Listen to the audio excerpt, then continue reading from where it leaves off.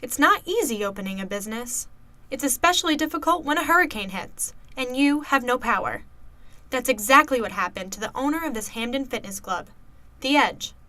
The treadmills were set up, the balloons were blown up, and the staff was ready to welcome their more than 1,700 new members. It's definitely been a learning experience, how to, work with limited things, not having internet, not having phones, electricity. We've really worked well with everybody trying to improvise and kind of just go forward. But, it has been a little setback because we were expecting our grand opening to be on Tuesday.